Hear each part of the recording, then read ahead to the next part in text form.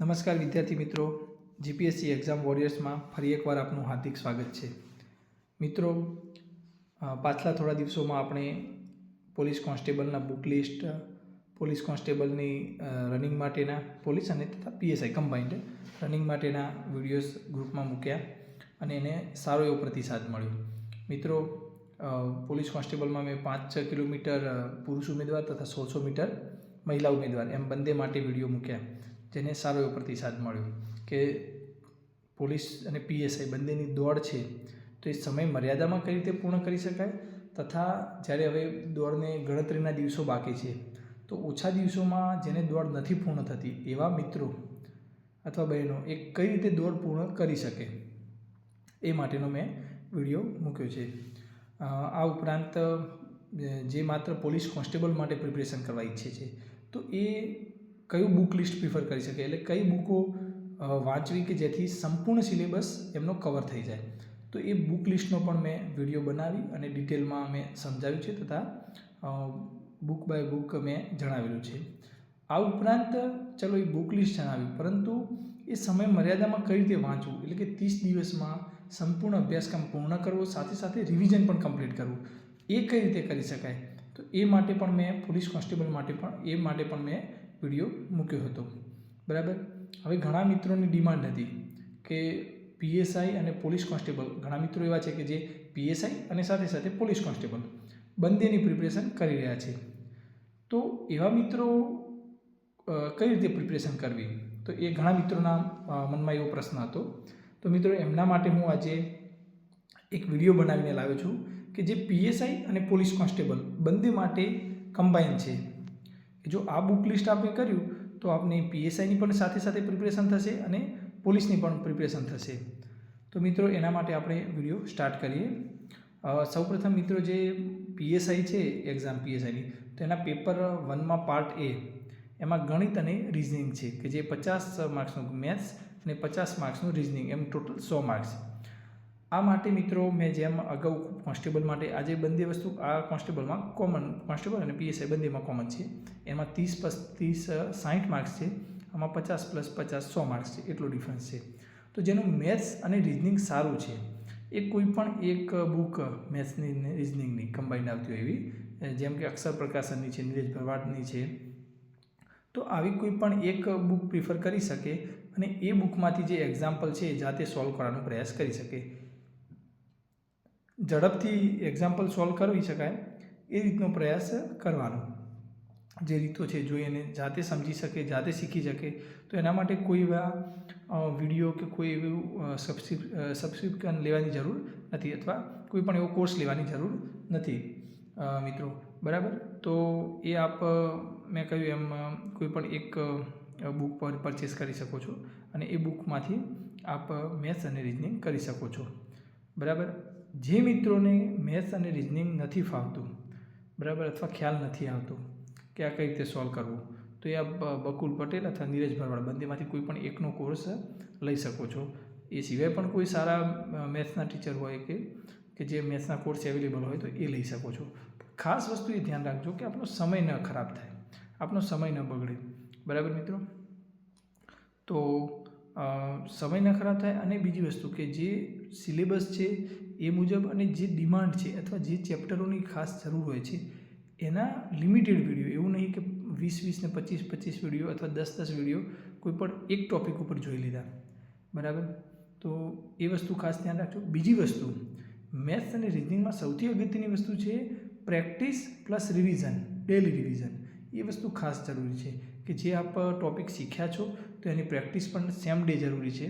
સાથે સાથે અગાઉ આપણે જે ચેપ્ટર કર્યા છે એનું ડેલી એ રૂટિનમાં પણ રિવિઝન કમ્પલસરી થવું જોઈએ કે આજે જે કર્યું એ સાથે સાથે અગાઉ જે કર્યું છે તો એના જે ફોર્મ્યુલા છે એનું ફરીવાર રિવિઝન કરવું જરૂરી છે, જેથી કરીને આપ જ્યારે એક્ઝામમાં બેઠા હો તો ત્યારે કોઈ પણ એક ક્વેશ્ચનને સોલ્વ કરતી વખતે આપ મેથ્સ અથવા રિઝનિંગ કોઈ પણ એકનો, તો આપને તરત જ એ સ્પાર્ક થશે કે અચ્છા ઓકે આ ફોર્મ્યુલા આવશે અથવા આ મેથડથી આ વસ્તુ સોલ્વ કરી શકાશે, આ ક્વેશ્ચન સોલ્વ કરી શકાશે. તો મેથ્સ રિઝનિંગનામાં આપ એ વસ્તુનું ખાસ ધ્યાન રાખજો. એના પછી આપણે જોઈએ છીએ પેપર 1નો પાર્ટ બી, એ પણ એમસીક્યુ બેઝ ટેસ્ટ છે. તો એમાં મિત્રો બંધારણ 25 માર્ક્સનું કહ્યું છે, જ્યારે કોન્સ્ટેબલમાં બંધારણનું વેટેજ 30 માર્ક્સનું રાખેલું છે. બરાબર. તો એમાં જે મેં કહ્યું એમ કોન્સ્ટેબલ અને પીએસઆઈ બંને માટે સેમ બુક થઈ. ચલો મેથ્સ માટે સેમ વસ્તુ થયું, બંધારણ માટે પણ સેમ થયું. બરાબર. મેં કહ્યું ને એમ આપને અગાઉ કે આપણે પીએસઆઈ અને કોન્સ્ટેબલ બંને માટેની સાથે પ્રિપેરેશન થાય, કમ્બાઇન્ડ પ્રિપેરેશન થાય, એવું કઈ રીતે કરીએ તો એ પ્રકારનું છે. તો યુવા ઉપનિષદની જે બંધારણની બુક મેં કહી હતી એમાંથી અભ્યાસક્રમના જે ટોપિક છે એ મુજબ વાંચવું, બિનજરૂરી વાંચવું નહીં, વધુ વાંચવું નહીં, તથા એક કરતાં વધુ બુક્સ વાંચવી નહીં. એમસીક્યુ બેઝ કોઈ પણ બુક વાંચશો નહીં, એ મારી એક રિક્વેસ્ટ છે આપ સૌને. બરાબર. એમસીક્યુ બેઝ કોઈ પણ બુક વાંચશો નહીં. બરાબર. એ બુક વાંચશો તો બહુ સારી બુક છે. બરાબર. ઘણા મિત્રો કહેતા હોય છે લક્ષ્મીકાંત આપ હિન્દી ઇંગ્લિશ સમજી શકતા હો અથવા તો કોઈ વાંધો નથી, પરંતુ જે યુવાની બુક છે તો સારી જે લક્ષ્મીકાંતની જે બુક છે એ પ્રકારની જ યુવાની બુક છે. બરાબર. મોસ્ટ ઓફલી આપણે જે કન્ટેન્ટ છે સેમ કન્ટેન્ટ છે, કોઈ પણ ડિફરન્સ નથી. મેં લક્ષ્મીકાંત પણ વાંચેલી છે અને યુવા પણ વાંચેલી છે, એટલે આપને કહું છું યુવાની બુક સારી છે ગુજરાતી મીડિયમમાં. બરાબર. તો એ આપ પ્રિફર કરી શકો છો. બરાબર. એ કોન્સ્ટેબલમાં પણ ઉપયોગી થશે અને પીએસઆઈ માટે પણ ઉપયોગી થશે. ત્યાર પછી ઇતિહાસ, વારસો અને ભૂગોળ આ 25 માર્ક્સનો છે. તો મિત્રો ઇતિહાસ માટે આપ ધોરણ 11 અને 12ની જે ઇતિહાસની બુક છે એ કરી શકો છો. હવે મિત્રો જે ધોરણ 12ની બુક છે એમાંથી માત્ર 10 જ ચેપ્ટરો કરશો અને જે ધોરણ 11ની બુક છે એ સંપૂર્ણ કરવાની છે. આ ઉપરાંત જે ગુજરાતનો ઇતિહાસ છે તો ગુજરાતના ઇતિહાસમાં જે અભ્યાસક્રમમાં જે જણાવેલા ટોપિક છે એમાંથી ઈશ્વર પાડવી અથવા લિબર્ટી બંનેમાંથી કોઈ પણ એક બુક પરચેસ કરવાની અને ગુજરાતના ઇતિહાસના અભ્યાસક્રમમાં જે જણાવેલા ટોપિકો છે એટલા જ ટોપિકો કરવાના, એનાથી વિશેષ ટોપિક્સ કરવાની જરૂર નથી. બરાબર. તો ઇતિહાસ માટે મેં કહ્યું એમાં આટલું જ કરવું.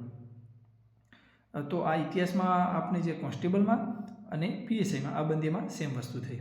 હવે વારસો. તો વારસોમાં મેં કોન્સ્ટેબલમાં પણ વાત કરી હતી એમ યુવા ગુજરાતનો વારસો અને ભારતનો વારસો, તેમાંથી જે અભ્યાસક્રમમાં એટલે કે સિલેબસનો આપણો જે સિલેબસ છે એમાં જે ટોપિક છે તો એટલા જ ટોપિકો વાંચશો, બિનજરૂરી કંઈ વાંચશો નહીં.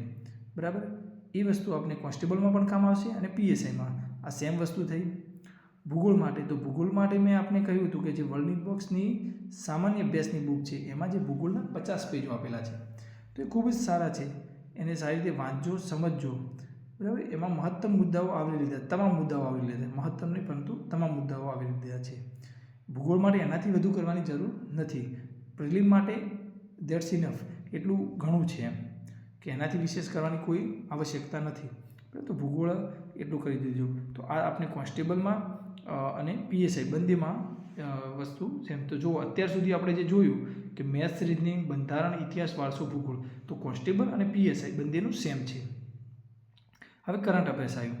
તો કરંટ અફેર્સમાં જે મેં વાત કરી એમ યુવાના જે મેં અંક કહ્યા હતા કે યુવાના જે અંક છે એ પાછલા 4 માસના અંક કરી શકો છો. એના સિવાય કોઈ બીજી વસ્તુ કરવાની જરૂર નથી. મિત્રો કરંટ માટે ઘણા લોકો ડેલી બેઝનું વિડીયો દેખતા હોય છે, ડેલીનું જે કોઈ ડેલી કરંટ અફેર્સ આવતું હોય છે એ વાંચતા હોય છે અથવા એ જોતા હોય છે, એના વિડીયોઝ અથવા એવું કોઈ કોર્સ પરચેસ કરેલો હોય છે. તો મિત્રો એના પાછળ એટલો સમય ખરાબ કરવાની જરૂર નથી. પાછલા 4 માસના જે મેગઝીન હોય છે, જે મેગઝીન બનાવતા હોય છે બહુ સારો એવો એફર્ટ સાથે બનાવતા હોય છે અને મહત્તમ જે બધું જ જે કરંટ છે એ સારા સોર્સથી એ લોકો કવર કરતા હોય છે, એટલે ખૂબ જ સારા હોય છે. યુવાનો એ માટે કે યુવાનું કમ્પેરેટિવલી સારું હોય છે. મેં યુવા, વર્લ્ડ ઇનબોક્સ બંનેના કરંટ અફેર્સના મેગઝીન વાંચેલા છે, બંને સારા છે, પણ યુવાનું કમ્પેરેટિવલી મને થોડુંક સારું લાગ્યું. તો યુવાના અંક આપ વાંચી શકો છો. એના સિવાયના કોઈ અન્ય વિડીયો કે બીજું કોઈ મટીરિયલ વાંચવાની જરૂર નથી. ત્યાર પછી જનરલ નોલેજ. તો જનરલ નોલેજમાં મેં આપને અગાઉ પણ કહ્યું હતું કોન્સ્ટેબલમાં પણ કે જે સામાન્ય બાબતો છે એ જ પૂછાશે. સામાન્ય બાબતોમાં મેં કહ્યું એમ વિશ્વ સંસ્થાનો, અભયારણ્યો, એરપોર્ટ, રમતગમત, એ સાથે જોડાયેલા શબ્દો અથવા જે સામાન્ય જાહેર જીવનમાં આપણે જોતા હોઈએ છીએ એવી બધી બાબતો અથવા આપણી સાથે સંકળાયેલી બાબતો એ જનરલ નોલેજમાં આવતી છે. હવે જો મિત્રો મેથ્સ, રીઝનિંગથી કરીને જનરલ નોલેજ સુધીનું સંપૂર્ણ બાબત કોન્સ્ટેબલ સાથે મેચ થાય છે, એટલે અહીંયા સુધી તો આપણી કોન્સ્ટેબલ અને પીએસઆઈનું સેમ જ છે. હવે વસ્તુ આવી પર્યાવરણ, વિજ્ઞાન અને ટેકનોલોજી અને અર્થશાસ્ત્ર. હવે આમાં એક જ વસ્તુ જે આ જે ટોપિક છે 25 માર્ક્સનો, તો એમાં ત્યાં આગળ ડિફરન્ટ પડી જાય છે. કે જે કોન્સ્ટેબલ અને પીએસઆઈ આ બંનેમાં ચેન્જીસ થઈ જાય છે, બરાબર. કે જે સાયન્સ ટેકનો જે અભ્યાસક્રમ છે કોન્સ્ટેબલનો અને પીએસઆઈનો અલગ છે. કોન્સ્ટેબલમાં ઇકોનોમિક્સ નથી, જ્યારે આમાં પીએસઆઈમાં ઇકોનોમિક્સ છે. કોન્સ્ટેબલમાં એન્વાયરમેન્ટ નથી, એટલે કે પર્યાવરણ નથી, પીએસઆઈમાં પર્યાવરણ છે. તો આટલું વસ્તુ જે તમે જો પીએસઆઈ પોલીસ કોન્સ્ટેબલની કમ્બાઈન જો કરવી છે તો આ વસ્તુ આટલું થોડુંક વસ્તુ આપણે અલગથી કરવું પડશે, બરાબર. એટલે કે સાયન્સ માટે જે પેલું કરો છો એની સાથે સાથે આ કોન્સ્ટેબલ માટે જે વાંચો છો એની સાથે સાથે આ એક્સ્ટ્રા જે આપણે સબ્જેક્ટ બે જ કરવા પડશે. એક પર્યાવરણ એટલે કે એન્વાયરમેન્ટ અને ઇકોનોમિક્સ એટલે કે અર્થશાસ્ત્ર. આ બે જ વસ્તુ એક્સ્ટ્રા કરવી પડશે, બાકી કશું જ એક્સ્ટ્રા કરવાનું રહેતું નથી એમસીક્યુ બેઝ ટેસ્ટમાં, બરાબર. તો પર્યાવરણ માટે મેં આપણે કહ્યું એમ વર્લ્ડ ઇન બોક્સની પર્યાવરણની બુક હોય છે, તો એમાંથી જે અભ્યાસક્રમમાં જે જણાવ્યા છે એ મુજબના ટોપિક કરવા. એ ઉપરાંત જે વર્તમાનમાં જે પર્યાવરણ સંબંધિત સંધિઓ થયેલી હોય તે અલગથી કરવી, બરાબર. એટલે કરંટ સાથે આને લિંકેજ કરજો ખાસ એન્વાયરમેન્ટને, તો આપણે બહુ બેનિફિટ થશે.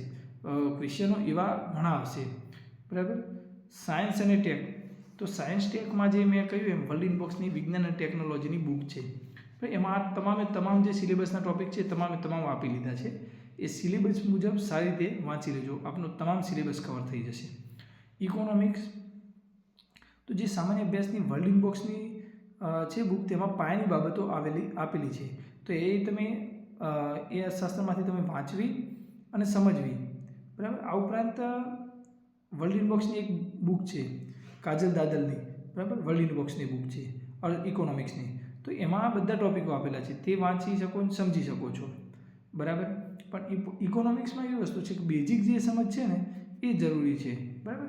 બાકી તો મોસ્ટ ઓફલી તમે ઇકોનોમિક્સ છે કરંટ સાથે રિલેટેડ કરજો, કે તાજેતરમાં કોઈ નવી પોલિસી સરકારની આવી હોય તો, અથવા સરકારે કોઈ પોલિસીમાં ફેરફાર, એટલે કે રેપો રેટ છે, રિવર્સ રેપો રેટ છે, બરાબર. એમાં કોઈ ચેન્જીસ કર્યા, એમપીસી મળી હોય તો એમાં કોઈ ચેન્જીસ કરેલા હોય રેટમાં કે એમાં, તો એ વસ્તુ છે. સરકારે કોઈ ઇકોનોમિક રિલેટેડ કોઈ મોટું ડિસિઝન લીધેલું હોય, જીડીપી રિલેટેડ, બરાબર. તો એ વસ્તુ ખાસ આપ ઇકોનોમિક્સમાં વસ્તુ ધ્યાનમાં રાખજો, એને પણ કરંટ સાથે રિલેટ કરજો. એન્વાયરમેન્ટ, સાયન્સ અને ઇકોનોમિક્સ ત્રણેય બાબતને કરંટ સાથે ખાસ રિલેટ કરજો.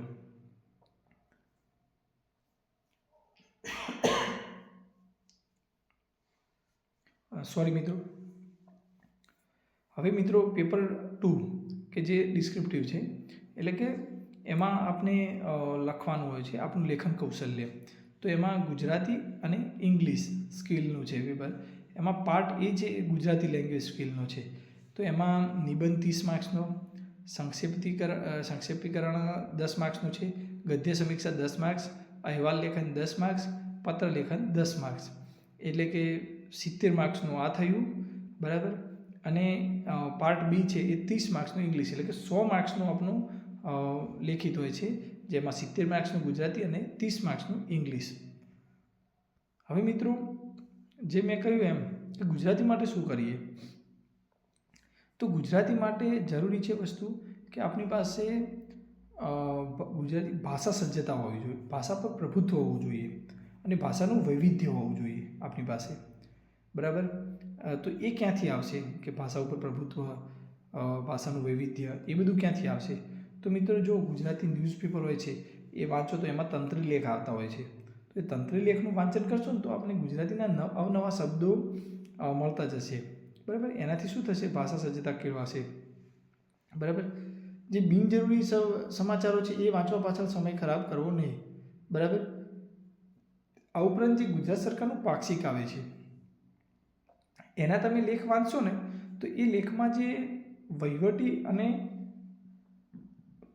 જે ગુજરાતી ભાષાના જે રીત શબ્દો કહી શકાય ને એવા શબ્દો હોય છે, તો એને અલગ કોઈ પણ નોટમાં તમે નોટ ડાઉન કરી દેવાના, અને એ શબ્દોનો જો વારંવાર ઉપયોગ કરશો ને તો આપણે સારી રીતે ફાવટ થઈ જશે. આ ઉપરાંત દરરોજ લેખનની પ્રેક્ટિસ ફરજિયાત કરવી. એ પ્રેક્ટિસ ક્યાંથી કરશો? તો કે ભાઈ જીપીએસસીના જે જૂના ક્વેશ્ચન પેપરો છે એમાં તમામ ટોપિકો આપેલા છે, નિબંધ, સંક્ષેપ, ગદ્ય સમીક્ષા, અહેવાલ લેખન, પત્ર લેખન. એ પેપરોમાંથી જોઈ એ ટોપિકો લેવાના અને એ બધા વારાફરતી રોજ પ્રેક્ટિસ કરવાની, બરાબર. તો આ પ્રકારે કરશો તો આપનું જે ગુજરાતી છે એ ધીરે ધીરે ઇમ્પ્રૂવ થશે. ગુજરાતી ભાષામાં મિત્રો ખાસ ધ્યાન રાખવાનું કે એક તો જોડણીમાં ભૂલ ન હોય, બીજી વસ્તુ ફોર્મેટ જળવાઈ રહે, ત્રીજી વસ્તુ વિષય વસ્તુ છે, જે મુદ્દો છે એનાથી આપ દૂર નથી ભટકી રહે એ વસ્તુ ધ્યાન રાખવાનું. બીજી વસ્તુ આપનું જે ભાષાનું જે પ્રભુત્વ છે એ દેખાવું જોઈએ સ્પષ્ટ. જેમ કે એક પીએસઆઈ કક્ષાનો વ્યક્તિ છે તો એ જ્યારે કોઈ પત્ર લખતો હોય તો એ પત્રમાં સ્પષ્ટ થતું હોવું જોઈએ, બરાબર, કે હા આપ સૂચન આપી રહ્યા છો પીએસઆઈ ઓફિસર લેવલ, તો એમના સૂચનો દેખાતા હોવા જોઈએ કે ભાષામાં જણાતો હોવું જોઈએ કે આ કોઈ પીએસઆઈ લેટર લખેલો છે, બરાબર. તો એ વસ્તુ એ પ્રકારે આપ રાઇટિંગની પ્રેક્ટિસ કરજો. જ્યારે શરૂઆતમાં લખશો ને, આપ જ્યારે સ્ટાર્ટ કરશો ને, હું આ ફોર્મેટ બાબતે એક અલગથી લેક્ચર બનાવીશ કે ફોર્મેટમાં કઈ રીતે લખવું, નિબંધ કઈ રીતે લખવો, સંક્ષેપ કઈ રીતે, ગદ્ય સમીક્ષા, અહેવાલ લેખન, પત્ર લેખન, આ તમામના 5 ટોપિકનો હું અલગથી વિડીયો બનાવીશ કે કઈ રીતે લખવું, બરાબર. પરંતુ એક વસ્તુ એવું છે કે જ્યારે આપ સ્ટાર્ટિંગમાં જ્યારે લખવાનું સ્ટાર્ટ કરશો તો એવું થશે કે નથી લખી શકાતું, અથવા અડધું પેજ લખશો એટલે બ્લેન્ક થઈ જશો. હવે આગળ શું, આગળ શબ્દો અથવા ફ્લો મેન્ટેન નહીં થાય, કે તમે જ્યારે નિબંધ આખો પૂર્ણ કરી જશો ત્યારે એમ થશે વચ્ચેથી જે લિંકેજ છે એ મિસ થતું હશે, એટલે કે ફ્લો નહીં જળવાતું હોય, પહેલો પેરેગ્રાફ અને બીજા પેરેગ્રાફ વચ્ચે કોઈ કનેક્શન આપને નહીં જણાતું હોય. આ રીતનું શરૂઆતના તબક્કામાં થશે, પણ જેમ જેમ પ્રેક્ટિસ કરશો ને એમ એ વસ્તુ સુધરતી જશે. ધીરે ધીરે ફ્લો મેન્ટેન થશે, ધીરે ધીરે ભાષા કેળવાશે, ધીરે ધીરે લેખન સુધરશે, અક્ષરો સુવાચ્ય બનશે, બરાબર. લખાણમાં સ્વચ્છતા આવશે. સ્વચ્છતા એટલે કે તમે પેપરમાં બહુ ચેકચાક કરેલી હોય તો જોવું ન ગમે પેપર ચેકરને. સૌથી પહેલાં પેપરની સ્વચ્છતા જરૂરી છે, તો પેપર ચેકરને એ પેપર જોવું ગમે, બરાબર. એટલે ગુજરાતી માટે મેં કહ્યું એમ આટલી વસ્તુ કરવાની. ઇંગ્લિશમાં 3 ટોપિક છે જે બેસિક છે, એટલે કે એનો મતલબ કે એ એક સંક્ષેપ, ગુજરાતીમાં એને આપણે સંક્ષેપ કહીએ, એ 10 માર્ક્સનું છે. રીડિંગ કમ્પ્રિહેન્શન, તો એ જે ગદ્ય સમીક્ષા આપણે ગુજરાતીમાં કહીએ એ રીડિંગ કમ્પ્રિહેન્શન, એ ઇંગ્લિશમાં કહેવાય, એના 10 માર્ક્સ છે. ટ્રાન્સલેશન, ભાષાંતર, ગુજરાતીમાં નથી ઇંગ્લિશમાં છે, એ 10 માર્ક્સનું છે. તો ગુજરાતીમાં એવા કોઈ ટોપિક નથી, બરાબર, કે જે આપને ડાયરેક્ટ લખવા પડે, બરાબર, કે જે આપને મૌલિકતાથી લખવા પડતા હોય, બરાબર. તો આના માટે જે અંગ્રેજીની મુખ્ય પરીક્ષાની અક્ષરની બુક આવે છે, તો એ આપણે ટોપિક સમજી પણ શકો છો, અને દરરોજ લેખનની પ્રેક્ટિસ કરવાની. શા માટે? પહેલી વસ્તુ જે ટ્રાન્સલેશન છે એના માટે, અને બીજું છે રીડિંગ કમ્પ્રિહેન્શન. રીડિંગ કમ્પ્રિહેન્શનનો આપણે પેરેગ્રાફ આપેલો છે, પણ એનો મતલબ એ નથી કે પેરેગ્રાફમાંથી આપ સીધી જ લાઈનો ઉપાડી અને આ ક્વેશ્ચનમાં એટલે કે આન્સરમાં લખી દો. એવું નથી કરવાનું. એ ક્વેશ્ચનને સમજવાનું છે અને એના રિલેટેડ આન્સર આપવાનું છે, જેમાં આપણા ટેન્સ જળવાતા હોય, સેન્ટેન્સ ફોર્મેશન જળવાતું હોય, એ બધી વસ્તુઓ ધ્યાનમાં રાખી અને પછી આન્સર લખવાનો છે. એ ક્યાંથી કરશો? તો જીપીએસસીના જે જૂના ક્વેશ્ચન પેપરો છે એમાં 3 ટોપિક છે, તો એ 3 ટોપિક આપ સારી રીતે કરી શકો છો, બરાબર. તો મિત્રો, તો આ વસ્તુ ખાસ ધ્યાન રાખજો. જો આ વસ્તુ આ રીતે કરશો તો આપણે પીએસઆઈ અને કોન્સ્ટેબલ બંનેની પ્રિપેરેશન સાથે કરી શકશો. તો મિત્રો, બસ આજના વિડીયોમાં આટલું જ છે. મેં અગાઉ જે રનિંગ માટેના વિડીયો બનાવેલા છે, પોલીસ કોન્સ્ટેબલનો વિડીયો બનાવેલો છે, એનું ટાઈમ શેડ્યુલ કઈ રીતે વાંચવું, 30 દિવસની સમયમર્યાદામાં કઈ રીતે સંપૂર્ણ અભ્યાસક્રમ પૂર્ણ કરવો, એનો વિડીયો સંપૂર્ણ મેં બનાવેલો છે. એ આપ મારી યુટ્યુબ ચેનલમાંથી જોઈ શકો છો. સાથે સાથે મારી ટેલિગ્રામ ચેનલ પણ છે, તો ટેલિગ્રામ ચેનલમાંથી પણ આપ જોઈ શકો છો. ટેલિગ્રામ ચેનલમાં હું તમામ બાબતોની PDF પણ શેર કરતો હોઉં છું, તો એમાંથી પણ આપને આ મળી જશે. ફરી એકવાર મિત્રોનો ખૂબ ખૂબ આભાર. Thank you.